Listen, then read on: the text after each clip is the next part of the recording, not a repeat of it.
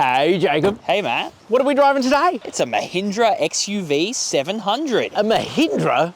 What's that? Oh, mate, I got no bloody idea. Well, Mahindra have been in Australia for a while, but they've pretty much sold one car, and that's been the pickup, one of the quirkiest utes, which will be coming to the channel. So I know this is an early pitch, but you definitely want to subscribe for that.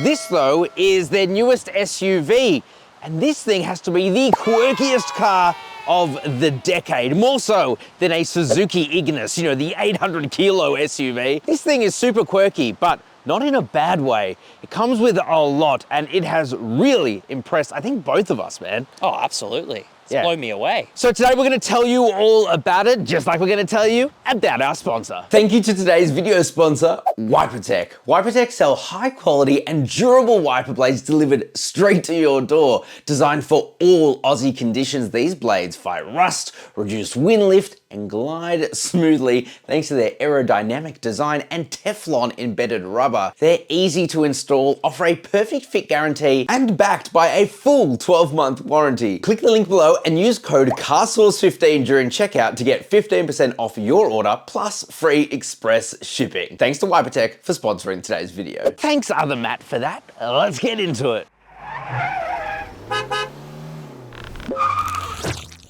So one of the first quirky things about the XUV700 is just how reasonably priced it is. This is the top of the range, being the AX7L, and that's under 40 grand drive away, which is really affordable pricing for a 7-seat family SUV. And you're gonna be more blown away when you come into the inside. Personally, I don't know if I'm a huge fan of its design. Like, it's decent, but it's not gonna blow you away. I actually kind of like the daytime running lights. It's got pretty bright LEDs there too, and the turning signal is sequential, which is a moniker of a luxury car, Jacob. As we know very well. We like that. The grille is decent, definitely not overstyled. You got the new Mahindra badge there. They're trying to go a bit more upmarket, a bit more premium, and they're doing a pretty damn good job, especially for one of their earlier attempts. Down the bottom, you have a radar and a camera array. This thing has a very comprehensive safety suite. So if you want to learn more about that, head to our website, carsauce.com. Let's check out the side. Okay, so coming to the side, first thing you're going to notice are these 18-inch alloy wheels here. They are wrapped in tires I have never seen before. Apollo Aptera HP, which for a front wheel drive car like this that has quite a lot of power, they don't do a very good job. And I think if I was gonna buy an XUV700, the first mod I would do to it is change out the tires, because apart from that, it drives pretty damn well. The mirrors are auto folding, and you've also got a 360 camera under there. It's got a decent 360 camera system, part of that L upgrade if you wanna go from the base. You've also got these pop-out door handles. The annoying thing though, is that everything other than the driver's door, you know, doesn't actually have the capacity to sense the key, so you have to use the key unless you're at the driver's door, in which case it works. It's a very boxy design, but I kind of like it, very in vogue at the moment, and it's got a decent enough floating roof design. Again, design is subjective. I don't think it's the most beautiful car on the road, but it does a pretty good job. It looks a little bit like a Nissan Pathfinder. A little bit, and some people love that. Let's check out the back. I'll tell you what, from the back is where you really notice that this thing is quite boxy, but that's decent for visibility. The only issue actually that we have with visibility, here's a little quirk for you, is that the middle seat in the rear, it is really large, so it actually blocks quite a lot of the visibility. But yeah, I guess you could take that out. Look at these taillights, 3D effect to them there. You've got the Mahindra badge, another camera, and I love this, XUV700 in blue, and then AX7 in blue L. So it's just quite a lot of numbers and letters, which I would love, Mahindra, if you could just make it a name. Apollo. Yeah, Apollo's a great name. Apollo is a great name, and it goes really well with those tires. Jacob, let's check out the interior. Holy shit, man, this thing is pretty wild on the interior. I know, it blew me away. Totally blew me away. I did not expect to see this when I got in here. You're gonna notice that the interior is a cream. It's very creamy. Well, it only comes in one spec. For now, they're hoping to bring different color options in future. So it looks great now, but you know, in a year's time when you got your family in here, it probably won't be this creamy. But that aside, it is a really nice place to be, like shockingly good, and it's quirky as all hell. See these two displays here, Jacob? I do see them. They're loud and clear. Loud and clear, crisp, color accurate. They work super well. They're actually manufactured by the same people who make the Mercedes displays. Wait, what? Yeah, so that is pretty surprising, and they're quirky in themselves. You've got two buttons here that are completely nondescript. All they say is fun in XUV700, right? If you click one, it takes you to the home screen, which I already thought that was, but hey, I'm wrong. Press that home button, you press fun with XUV700. The other one, that brings up your torque power gauge with a G meter and also a compass. But you also get a lap timer. That's pretty cool. A lap timer. I don't think anyone's taking this, to a track, but seriously, How do you know? That's quirky. Is that quirky? It's very quirky. Am I Doug Demura yet? I was scared to press the button, to be honest, the first time I got in the car. I thought it would tickle me. Oh, in a good way, I'm sure. You got this little controller down here. A lot of haptic feedback back there. Jeez. It's kind of satisfying. Kind of satisfying. Look, it works well. The only weird thing is when you are in Apple CarPlay, sometimes it just doesn't work. So it kind of picks and chooses its time, but it always works as a touchscreen and it's really responsive. So I've seriously got no complaints about it. Same with this digital instrument cluster. It's super bright, color accurate. You can go through the menus really easily and it shows a bunch of information. So again, zero complaints there too. Probably one of the best infotainment systems on a car of this price point. It is insane to me. It is genuinely insane. But look, you do get scratchy materials dotted around, but also this like faux leather extends to the seats. Now, I'm a really big fan of these seats. They have a huge amount of leg support, which I super appreciate. You've also got lumbar support, and you've got this Mercedes-esque door buttons. That's another interesting quirk. It's only for the driver's side because the passenger side is manually adjusting, but it's also got this cool like perforated leather to it. It's not leather though, it is not real. Look at this glove box, man. It's huge. It's cavernous. It's cavernous. Got a wireless charger up there and another little storage area for your phone. You've also got two USB ports there too. Got a couple of cup holders, of course. You can slide the center armrest forward, but lift it up and you actually get a decent amount of space. And it's air conditioned, so you can have drinks inside of there and it will keep them cool-ish. That's cool. I like it. No pun intended. You do get a Sony sound system. At least it's Sony branded. It's not very good. No. It's okay. It's definitely not a real Sony. I struggle to believe that it's developed by Sony, and if it is, they probably need to do a better job. But it's okay. You got speakers in the roof, so that's quirky. That is quirky. What else is quirky, Jacob? You know what else is? You know what else is quirky? What else is quirky? The frame rate of the reversing camera. Oh, not just the reversing camera, actually. It's also the blind spot monitor cameras, which at least you get, but I never use them because they're just too slow. They're pretty bad. You might miss the action in a bad way. Probably not, but it's not the best. Definitely no Kia technology. It's so easy to entertain you. It's so easy to entertain me. Let's check out the back seats. Alrighty, so back seats, what's it like? Well, I'm 5'11". I've got plenty of leg room, plenty of toe room, heaps actually, and heaps of headroom there too. It's also stadium style seating, so I sit higher in the back than I do at the front, which gives me a pretty clear view over the person in front. That's cool. Quality is actually decent for a back seat of a cheap car. Like, it's pretty impressive. You've also got a panoramic sunroof here, which is really good. Very panoramic. Seat quality back here is really good too. And just like the front, you get heaps of leg support, which I super appreciate. Got a couple of air vents there, a little storage area, I guess, for your phone, and a USB-C port. Probably would have been better if there were two, but that's okay. Also, this is interesting. I've just killed the passenger. Rammed them into the front. No, that's a pretty cool feature. It means you get extra legroom in the back. Often reserved for very expensive Korean cars, actually. It's very big in Korea, Jacob. Check this out. Did you learn that from your SsangYong chairman? My SsangYong chairman is a national icon because it's one of the last, okay? You've got a couple of cup holders here, so that's pretty damn good. You can also do this. Look, ooh. Oh my goodness. We're gonna have a nap. It's like a Lexus. Party in the back. Speaking of back, there are an extra 2 seats in the back. Again, 5'11". I don't have a huge amount of space, but it is doable in a pinch. Kids will be absolutely happy back there though. You get fan speed controls, which is pretty novel. You've also got a 12-volt socket back there and a couple of cup holders, and it's really easy to get into the back. You just pull a lever and the seat flies forward and you can get into the back pretty easily. So all of that is pretty damn impressive, man. Yeah. You know what's weird though? What? The headrests in the back. I find them a little strange. They're a bit big. They're a bit large. This one's staring at me. Kick it. Punch it.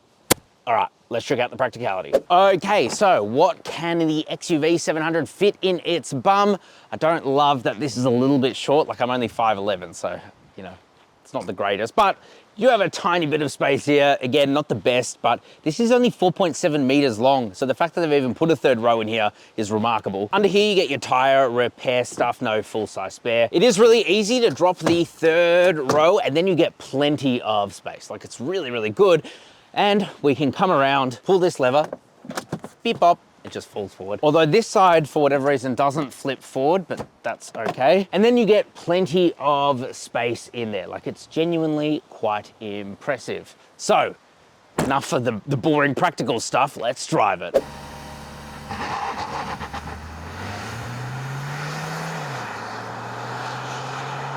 All right, bro, it's time to launch the Mahindra XUV700. Performance testing in 0 to 100, manual mode, it will auto upshift. It's just a bit more sporty, I've found.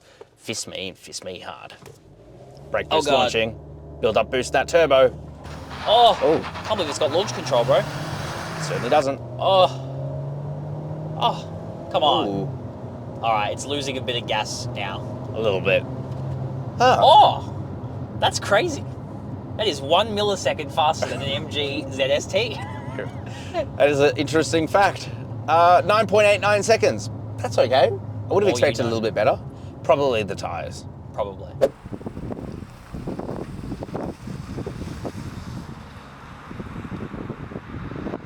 Jacob, this wouldn't be a hot hatch if we didn't have a lap timer. All right, quickly go. You're on the clock, bro. Oh, come on. Oh. Bro, can you feel that 0.2 of a kilowatt? Oh, guys, you got to hear what this car has. It's actually quite impressive. That's one lap. 2-litre, 4-cylinder turbocharged petrol engine, right? On paper, it's, do you really care? It has 149.2 kilowatts. That's pretty decent. That's actually pretty decent. I've never seen a manufacturer quote down to the decimals, but whatever, that's pretty impressive. That's like Mark 5 GDI territory. I was about to say. 380 newton meters of torque. So if we put the car in M and we shift down a couple of gears. M for Mahindra. Oh, maybe one more. Oh yeah. Oh, yeah. It's actually not too, it's not too slow. All right, we've done our racetrack. Let's just go back to our power and torque meter. Genuinely really like the way that this thing drives. The only thing that kind of lets it down as I put it back into D drive, it's the tires. Yeah, I've never heard of that brand before. No, I can't say I have either, and it doesn't do an amazing job. Like, let's come to a stop. And we can also, while we're doing this, why don't we just showcase the people what auto stop start does. Oh yeah, it's a bit strange in this car. Ready? Oh. It loves to brake. Oh, look, this thing is a little quirky. Yeah, you're hearing a sound from back there. I don't know what that is. But it only happens under hard acceleration, and it just sounds like air's whooshing over somewhere. That's weird. What? It happened in the GR Yaris as well, so. Oh. Yeah. Maybe it's by design. I don't know what it is. Let's just call it a hot hatch feature. Hot hatch feature. Look, it's a bit quirky. And the other thing with that stop-start system, first of all, you're like fighting the brakes. It's a little bit strange, but it turns off the lights at nighttime. So people think you're flashing them. So I turn off the auto stop start. But really, other than that, that's almost my only complaints because I've genuinely enjoyed driving this car. Yeah, the ride comfort's great. Great, really good. I'm not a huge fan of the seats. I don't feel like there's much bolstering, to be completely honest. So I know you like them. Total opposite. I actually really like them. And I like where the leg angle is, which I know sounds like a weird thing, but a lot of these cheaper cars, they often skimp out on that. And I just feel like I've got a lot of support. So yeah, I think I totally disagree. That was our main criticism of the Haval H6 GT originally. Correct. So it's good that they've got this right. Look, it's not a sports car, but for its price point, I'm really, really impressed. I like it. Yeah. The steering is a bit light, I won't lie to you. And the damping is definitely just tuned for comfort and for city use. So when you do turn a corner, it's definitely not the best. But that engine is like a surprisingly, like... That air noise is just getting me. Yeah, it's a bit whack. I don't know if they can hear it on the camera. It's not a big deal for me. Oh. Oh my God, it's got quite a bit of body roll. It does have quite a bit of body roll. I'm not going to deny that. Guess where we are? Bro, saucy daddy corner, as you called it. You tickled my little tiny pickle. Brake boost launch. Look at those torque and power curves. Oh, Oh, oh, we should time it. Lap timer. start. Lap. Okay. All right. Oh! Oh my Okay. God, it went straight. Okay. Yeah, look, a bit of understeer there. This is clearly not a sports car. The other thing as well, we didn't do the old crossover. The other thing as well is that you do sit quite high, and that's something that you noted. I don't mind it because, I mean, I'm in an SUV, but I feel like if you're much taller than me, and I'm 5'11", You're gonna be hitting the roof. you might start to rub your head against the roof. Yeah. And the speakers, which are right here. Which sound okay, all right. Yeah. I'll tell you what I do like. The safety systems. Let's put the car cruise control on. Boop. It actually does a really good job of driving itself and mostly steering itself. It's one of the better systems out there. It doesn't slow down crazy like around a corner like a lot of these cheaper cars can. Actually is a really good job. It's comfortable. Yeah. Adaptive cruise control. I like it. Yeah, and I mean, I can't get over those screens. They're like straight out of a Mercedes. Literally, quite literally straight out of a Mercedes. The thing some of you owners might not like though is the fuel economy. It quotes it in not the greatest way. 9.9 kilometers per litre. Wait, what? Yeah, so that's just over That's 10. like 11 litres per 100 kilometres. I'll put it up on the screen now. This is not the kind of format that we work in here in Australia. It's litres per 100 kilometres, but it's not amazing. No. It's not the best, but it's okay, I suppose, for a 7-seat SUV. Maybe. Let's get into our final thoughts. Okay, so final thoughts on the Mahindra XUV700. I'm not gonna lie to you, man. It's quirky, but I think it's awesome. I think for the price, it's incredible. It's really good. You get so many features. No, they're not all refined, but they mostly work. It's got a good powertrain. I like the way that it drives. I like the way that it handles. It is a floaty SUV, but that's exactly what I want. I think if you can get past some of the badge biases, which fair enough, they do exist, you are going to love the Mahindra XUV700. I really like it. But let me know what you guys think down in the comment section. Just below that like button, subscribe to the channel if you are new. We would love to have you around. Yes, please. You can click over there to watch our Haval Jolion S review. This thing's a competitor, or the Nissan X-Trail, which is more premium and more expensive than this. And over there is financing. Ciao for now. Bye-bye.